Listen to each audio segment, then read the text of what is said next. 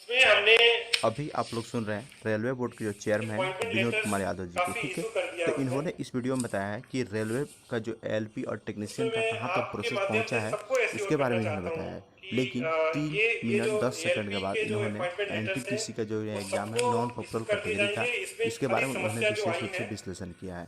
तो आप जो लोग इस वीडियो को पूरे अंत इसमें तक मैं जरूर आपको एक चीज़ और देखिएगा। बताता हूँ।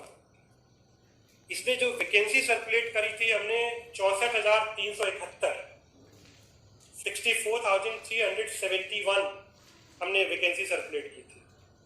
और ये जब वैकेंसी हम सर्कुलेट करते हैं और जब इतने ज़्यादा कैंडिडेट आते हैं, 47.4 लाख कैंडिडेट थे, तो ये जो हमारा रिक्रूटमेंट का प्रोसेस है इसमें समय लगता है, लोगों को एग्जाम देना पड़ता है।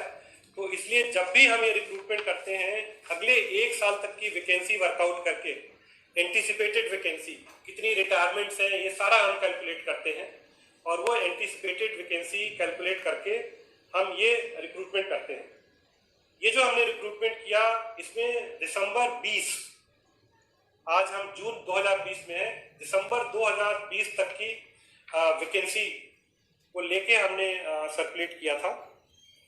और इसमें जो पैनल हमने अप्रूव किया था वो 56,378। और आपके माध्यम से ये सबको बताना चाहता हूं कि जो वैकेंसी सर्कुलेट हुई थी 64,371, उतनी वैकेंसी फिलअप होगी। वो एक उसका तय प्रोसीजर है और उस हिसाब से वो पैनल इशू होता है और उस हिसाब से अपॉइंटमेंट लेटर इशू होते हैं। अब ये कोविड-19 की ये हाईली टेक्निकल जॉब है। ये जैसे ही ज्वाइन करते हैं, अगर उन्होंने आज हमको ज्वाइनिंग रिपोर्ट दी तो उनको हम नेक्स्ट डे ट्रेनिंग पे भेज देते हैं। जब तक उनको हम लोगों की ट्रेनिंग ना दें और या टेक्नीशियन को टेक्निकल ट्रेनिंग ना दें, वो रेलवे में कोई काम नहीं कर सकते हैं। तो हम उनको ज्वाइन करा के और उनसे हम कोई काम नहीं करा सकते हैं। प्रिस्क्राइब ट्रेनिंग है और वो ट्रेनिंग क्लियर करें। ये जो 3 स्टेज में बताता हूँ आपको कि एक का एग्जाम होके सब कुछ हो गया, उसके बाद से पैनल अप्रूव होके डिक्लेयर हो गया, उसके बाद से अपॉइंटमेंट लेटर इशू करते हैं जैसे जैसे ट्रेनिंग के स्लॉट आते हैं। बिकॉज जैसे उनको अपॉइंटमेंट लेटर इशू करते हैं उनके हम ट्रेनिंग एलोकेट कर देते हैं कि आप यहाँ जाके इतने महीने की ट्रेनिंग करेंगे और ये करेंगे वो करेंगे। ये जो लॉकडाउन हुआ और ये जो कोविड-19 की सिचुएशन आई, इसमें सबको समस्या हुई। ट्रेनिंग हमको रोकना पड़ा है, ट्रेनिंग रोकनी पड़ी है और इससे ये जो सारा प्रोसेस है थोड़ा सा ये डिले हो गया। लेकिन आप लोगों के माध्यम से मैं सबको भरोसा दिलाता हूं कि हम लोग पूरी कोशिश कर रहे हैं कोविड सिचुएशन को ध्यान में रखते हुए कैसे हम एनटीपीसी के बारे में ट्रेनिंग थोड़ा को फिर बता से शुरू दीजिए, कर अभी पाए। क्या प्रोसेस चल रहा है सोशल एनटीपीसी का। डिस्टेंसिंग सिलेक्शन होता है एनटीपीसी का, जो पॉपुलर कैटेगरी है, नॉन टेक्निकल पॉपुलर कैटेगरी उसको बोलते हैं। NTPC is non technical popular category.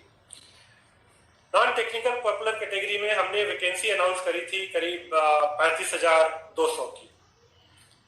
क्या होता है उसमें 1,60,00,000 1.6 करोड़ एप्लीकेशंस आई हैं, 1,60,00,000 एप्लीकेशन आई हैं। और ये जो एनटीपीसी का जब भी हम रिक्रूटमेंट करते हैं, पिछले 3 सालों में जो भी हमने रिक्रूटमेंट किया है, इसमें समय लगता है।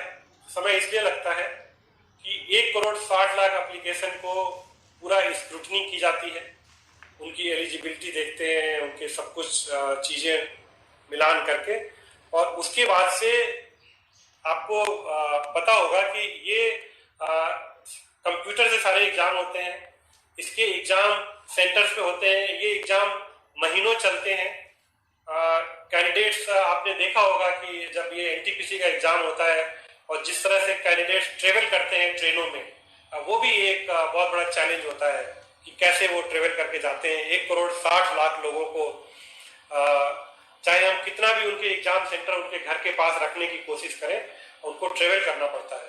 तो ये हमने पूरी तैयारी कर ली थी लॉकडाउन से पहले, स्क्रूटनी वगैरह सारी कंप्लीट कर ली थी। We were in the process of selecting those centres जहाँ पे कि इनका एग्जाम हो, एग्जाम सेंटर हम सेलेक्ट करने वाले थे। और इसके बीच में ये जो वैश्विक महामारी आ गई, बिना बताए आ गई, और वैश्विक महामारी में जिस तरह से समस्या आ गई, इस समय हम फिर से कोशिश कर रहे हैं कि कैसे जल्दी से जल्दी इसको करें। लेकिन आप मुझसे सहमत होंगे कि 1,60,00,000 लोगों का एग्जाम हम शुरू करने से जो ये कोविड की सिचुएशन है इसको एसेस करना पड़ेगा, और उसको एसेस करने के बाद ही हम ये एग्जाम कर पाएंगे।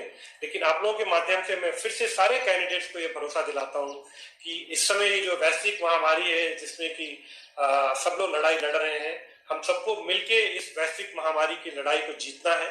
और जैसे ही स्थिति सुधरेगी, जैसे ही थोड़ा सा ये संभव होगा हमको कि एग्जाम सेंटर्स मिल जाएंगे और वो होगा, तो हम एक शेड्यूल मिल जाएंगे और वो होगा तो हम एक शेड्यूल। एक minute, let me complete and then I